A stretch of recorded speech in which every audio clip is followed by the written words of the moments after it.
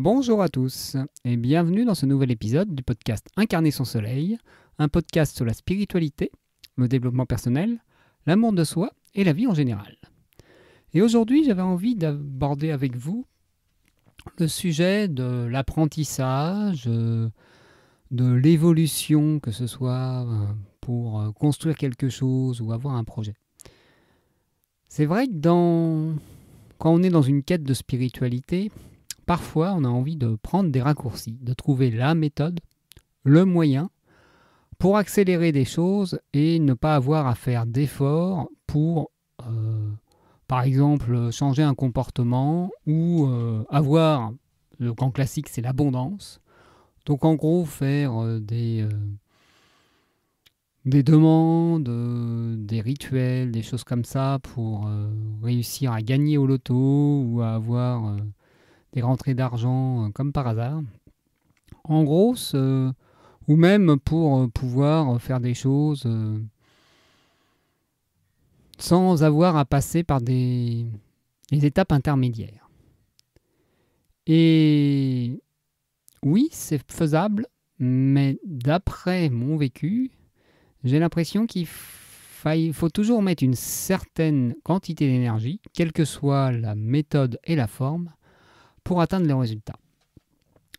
Et sur des choses assez concrètes, des fois, la méthode d'agir concrètement, c'est des fois plus assuré et plus fiable.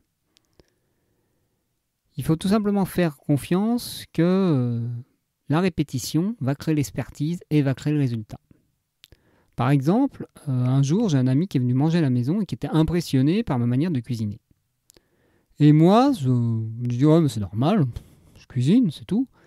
Et j'avais pas encore intégré que ça faisait plus de 15 ans, 20 ans que je cuisinais, que j'aimais ça, et que j'avais donc acquis des compétences, des automatismes, qui faisaient que la manière dont je cuisinais à ce moment-là était beaucoup plus naturelle, beaucoup plus fluide qu'il y avait 15 ans.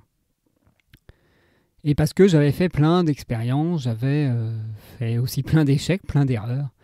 Et donc j'ai appris de tout ça. Et pour d'autres projets, c'est pareil. On pourrait avoir tendance à dire « Ah oui, mais il faut trouver la bonne direction, le bon moyen pour aller vers ça. » Mais des fois, c'est en testant, c'est en essayant des choses, c'est en prenant de l'expérience, en ayant des erreurs et des échecs, que finalement, ces pas qui paraissent des pas de côté, sont des pas qui nous permettent d'avancer vers l'objectif qu'on s'était plus ou moins fixé. Et pour en revenir encore à cette illusion qu'on a tendance à chercher, le côté baguette magique, c'est l'illusion qu'une seule action peut changer une vie, ou qu'un seul événement. Oui, c'est vrai qu'une rencontre amoureuse peut changer une vie. Rencontrer quelqu'un qui va nous proposer un travail, ça peut changer une vie.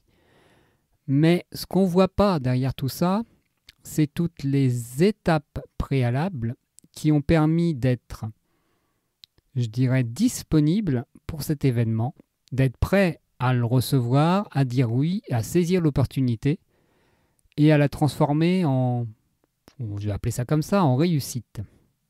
Parce qu'on pourrait tout simplement dire ah ouais, là j'ai la femme idéale. Mais c'est la femme qui me correspond totalement, dit autrement. Mais si on n'est pas prêt, si on n'a pas fait les étapes nécessaires pour accepter de se remettre en question, accepter de penser à l'autre, accepter d'être à l'écoute de l'autre, être dans un côté, si on est resté encore dans un côté assez égocentrique où la rencontre suffit, où le fait d'être avec quelqu'un qui nous correspond suffit et il n'y a rien à développer, où il n'y a pas de qualité à mettre de son côté pour avoir le résultat, pour avoir un couple qui nous correspond, qui nous convient et qui nous fait nous sentir épanouis.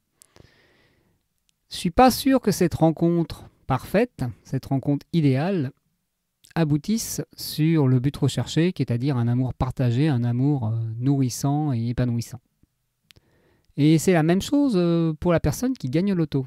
La personne qui gagne au loto, oui, ça va peut-être lui permettre d'obtenir certaines choses, d'avoir plus de fluidité dans certaines choses, mais si elle n'a pas fait le nécessaire pour savoir ce qui est important pour elle, savoir poser ses limites, etc., peut-être que le fait de gagner au loto sera plus un cauchemar, sera plus une malédiction qu'un cadeau.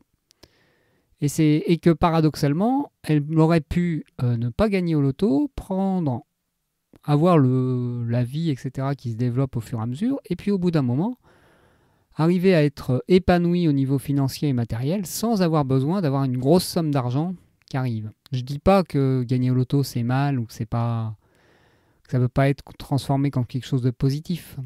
Mais derrière les personnes qui vivent bien des changements soudains, je dirais qu'ils ont été préparés. Et pareil pour l'histoire de l'apprentissage. Il y a des personnes qui ont des facilités dans certains domaines. Il y a même des personnes qui arrivent à développer des capacités pour arriver à apprendre plus rapidement des langues étrangères. Mais ils y mettent quand même de l'énergie, de l'intention, une routine quotidienne. Oui, ils ne font peut-être pas de la manière habituelle en pratiquant ou alors ils le font en visualisant, mais ils pratiquent d'une certaine manière. C'est pas magique. Les personnes qui développent par exemple aussi des perceptions, c'est par force de répétition, de méditation, de pratique, voilà, c'est un travail. Et je crois que c'est encore plus vrai dans tout ce qui est, je dirais, ressenti, perception extrasensorielle, voilà. Il y a la croyance que c'est un don, que c'est un cadeau magique, c'est quelque chose qui tombe du ciel et qui, dès qu'il y a le déblocage qui se fait, ça marche tout seul. En gros, il y a un avant et un après. Oui, il y a un avant et un après. Mais pour que cet outil soit utile, soit adéquat, soit adapté, soit pertinent, il y a tout un travail. Donc c'est pas parce qu'il y a aussi un moment où il y a un avant et un après qu'il n'y a pas une période d'adaptation et une période d'apprentissage. Et donc ce qui permet d'obtenir un résultat, c'est souvent les petits pas. C'est pas juste ah tiens, j'ai acheté une nouvelle voiture, ma vie va changer. Non. Non. Je rigole en disant la voiture, mais c'est un peu ça. C'est comme si c'était un outil. Si vous gardez vos habitudes d'aller prendre le bus, votre vie ne va pas obligatoirement changer. C'est la même chose quand vous découvrez quelque chose de nouveau ou que vous avez une nouvelle pratique ou vous avez trouvé la baguette magique. Si vous ne l'utilisez pas, ça ne sert à rien. Et vous apprendrez à l'utiliser de mieux en mieux, pas après pas. Et au bout d'un moment, ça fera tellement de partie de vous que vous ne vous rendez même plus compte que c'est là. Mais considérer que claquer des doigts suffit pour changer sa vie, ou que faire telle ou telle pratique suffit pour changer sa vie, sans avoir à y mettre une énergie conséquente et une répétition conséquente, pour moi c'est un peu du fantasme. Alors, pour vos prochains projets et les bonnes résolutions de l'année prochaine, pourquoi ne pas lâcher la baguette magique et plutôt vous orienter vos pas vers des petits pas répétitifs et réguliers qui vous permettront de construire une base solide pour pouvoir gravir la montagne de vos rêves et construire ainsi votre avenir, tout simplement. Tout simplement, c'est un grand mot, mais pas après pas.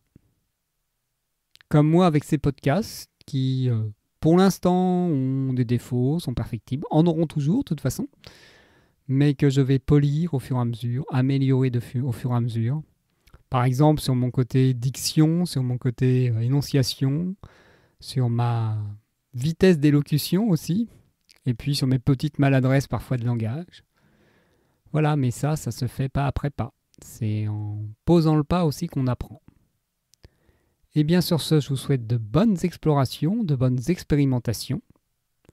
Et puis n'hésitez pas à faire des expérimentations culinaires pendant les fêtes de fin d'année, c'est la bonne période.